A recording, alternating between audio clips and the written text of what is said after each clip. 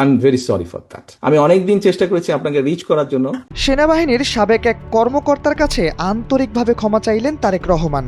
মঙ্গলবার রাতে গুলশানে বিএনপির চেয়ারপারসন খালেদা জিয়ার রাজনৈতিক কার্যালয়ে অবসরপ্রাপ্ত সামরিক বাহিনীর সদস্যদের নিয়ে আয়োজিত এক সভায় ভার্চুয়ালি যুক্ত হন তারেক রহমান।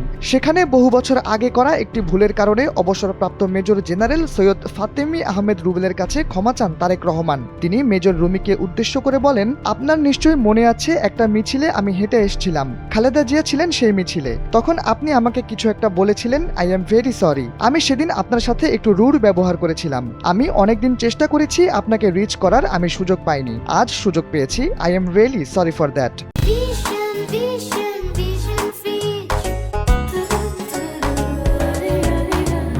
তারেক রহমানের এভাবে ক্ষমা চাওয়ার পর অবসরপ্রাপ্ত মেজর রুমি বলেন, আমি আপনার কাছে কৃতজ্ঞ থাকব, যেটা বলেছেন thank you very much, I will remember it.